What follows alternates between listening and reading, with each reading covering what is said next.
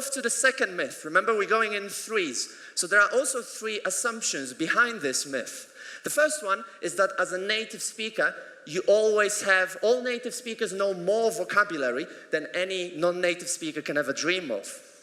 Number two, all native speakers are at C2 level on the Common European Framework, so at the highest possible level of proficiency. And number three, native speakers are better models of pronunciation, or they speak, they have better pronunciation. Yeah? So we're going in threes here. Let me tell you another story. My girlfriend is from Costa Rica, so her first language is Spanish. And a few years ago, we went to Poland for Christmas, and we went to visit my cousin. And he's got two lovely kids, and at that time, one of them was, I think, about 4 years old, the other one was 7. So they were super excited to see this exotic being from a country they've never even heard about, who speaks this strange language called Español, and who doesn't speak any Polaco. So they were fascinating to teach her some Polish and to learn some Spanish from her, right? And, before the global warming kicked in, this is how winters used to look like in Poland. It was snowy, it was cold, it was winter-like before the global warming kicked in. But Costa Rica is a tropical country, right? So it's either hot and sunny or hot and rainy. But it's never wintry and snowy, right? So my girlfriend's Spanish vocabulary when it comes to winter is very limited, to say the least. But obviously the kids wanted to know some winter words. So they asked her about this. They asked her how to call a snowflake in Spanish. And she thought about it real hard. She thought about it. And she was like, pues chicos, creo que se llama un snowflake. O tal vez una snowflake. And they were so disappointed. You could hear them thinking, they were like, you don't know what a snowflake is in your own language? What sort of native speaker are you?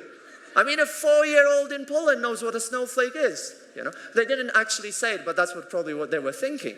They were even more disappointed when not only did she not know how to call an icicle in Spanish, she actually didn't know what an icicle was.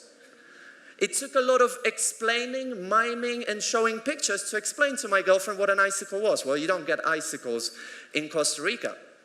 So what I'm trying to say here is that even as a native speaker, even as a very educated native speaker of a particular language, you don't know all the words in your language. It's impossible. So let me give you another example. A few years ago, I was teaching in this city, that's Budapest in Hungary. I was teaching in the International House School there. And I was teaching this really advanced class that was preparing for an important English exam. So I'd prepared thoroughly for the class. We were doing a reading paper. I'd done all the exercises myself. I'd checked with the key. I'd underlined the words that I thought my students might ask me about. I'd even prepared little definitions and collocations because I knew they would ask me difficult questions. Well, and indeed they did ask me difficult questions, but not about the words that I prepared for, as it usually happens. So one of the students was, well, teacher, what does this word mean? Cacinate.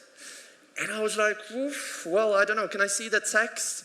And I could kind of figure out from the context what it meant, but I wasn't going to lie to my students. So I just said, well, sorry guys, I'm not really sure. I'll just look it up in a dictionary. That was before the time everybody could Google translate things, And so I'll look it up in the dictionary. And as soon as I said it, I saw that disappointed look on the faces. The whole class was kind of thinking, yeah, if Marek was a native speaker, I'm sure he would know that word. And I could sense that look from them. So I just kind of hid embarrassingly behind the dictionary and tried to find a word. When I heard a knock on the door, I can't do knocking very well, but there was a knock on the door, and the door opened, and a face appeared in the door. And the face said, hello mate, sorry to interrupt your class, but do you happen to have a dictionary? That was Derek, my English-speaking friend. So I thought I had to use this opportunity to make my point to the students. So I was like, yeah, Derek, I do have a dictionary. Actually, I'm using one at the moment. But perhaps if you can explain this word to us, then maybe I can give you back the dictionary and you can use it. He was like, yeah, sure, no problem. What's the word? Well, it's this. And he was like, what's the context? Give me this text. So he looked at the sentence, he thought about it, he looked at the students, he thought about it for another while. He said, no, mate, you better look it up in the dictionary, I'll go somewhere else. And he left. So I think I made the point to my students because I never saw that disappointed look on the faces again at my not knowing a word. So what I'm trying to say here is, again, that as a native speaker of a particular language, of course you do have a wide vocabulary, but there will be words that you won't know. Like it was in Spanish. There's hundreds of words, thousands of expressions that as a native speaker you won't know.